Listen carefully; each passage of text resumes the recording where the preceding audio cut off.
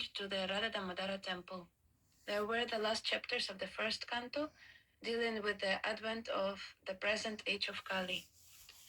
There were many verses foretelling society's degradation and narrating how the great king Parikshit had staved off Kali's influence by his strong Krishna-conscious rule.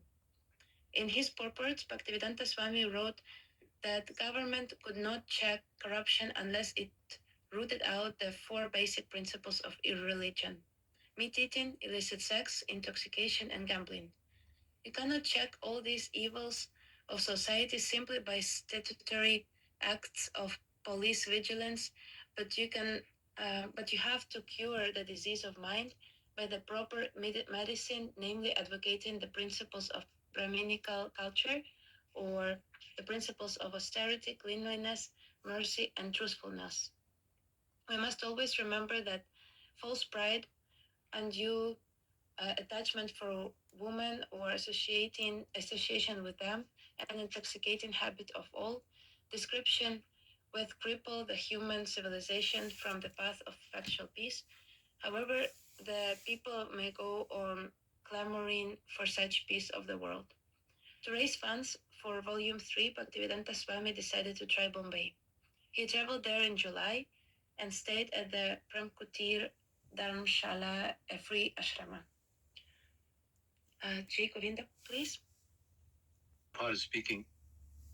At Prem Kutir, they received me very nicely. I was going to sell my books. Some of them were criticizing, what kind of sannyasi is making business book selling? Not the authorities said this, but some of them. I was writing my book then also.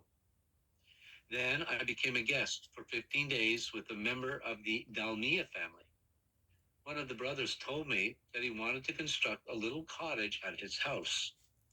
You can live here. I will give you a nice cottage. I thought, no, it is not good to be fully dependent and patronized by a Vaishya, materialist. But I stayed for 15 days, and he gave me exclusive use of a typewriter for writing my books. Bhaktivedanta Swami made his rounds of the institutions and booksellers in Bombay. He now had an advertisement showing himself with Prime Minister Shastri, and he also had the Prime Minister's letter and the Ministry of Education's a purchase order for 50 volumes. Still, he was getting only small orders. Then he decided to visit Sumati Morarji, head of the Scindia Steamship Company. He had heard from his godbrothers in Bombay that she was known for helping sadhus and had donated the Bombay Gaudiya Math. He had never met her, but he well remembered the 1958 promise by one of her officers to arrange half-fare passage for him to America. Now he wanted her to help for publishing Srimad Bhagavatam. Thank you. Rani Subhadra, please. But his first attempts to arrange a meeting were unsuccessful, frustrated at being put off by Mrs. Marachi's officers. He sat down on the front steps of her office building, determined to catch her attention as she left for the day. The lone sadhu certainly caught some attention as he sat quietly chanting for 5 hours on the steps of the Scindia Steamship Company building. Finally, late that afternoon, Mrs. Maharishi emerged in a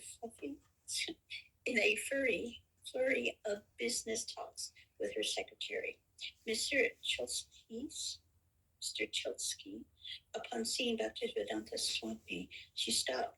Who is this gentleman sitting here? She asked Mr. Chelsky. He had been here for 5 hours, the secretary said. All right, I'll come, she said, and walked up to where Bhaktivedanta Swami was sitting. He smiled and stood offering namaskaras with his folded palms. Swamiji, what can I do for you? She said. Bhaktivedanta Swami told her briefly of his intentions to print the 3rd volume of his Srimad Bhagavatam. I want you to help me, he said. All right, Mrs. Maharishi replied. We can meet tomorrow because it is getting late. Tomorrow you can come and we will discuss. The next day, Bhaktivedanta Swami met with Mrs. Maharishi. in her office, where she looked at the typed manuscript and the published volumes. All right, she said. If you want to print it, I will give you the aid. Whatever you want, you can get it printed. Thank you. Ananda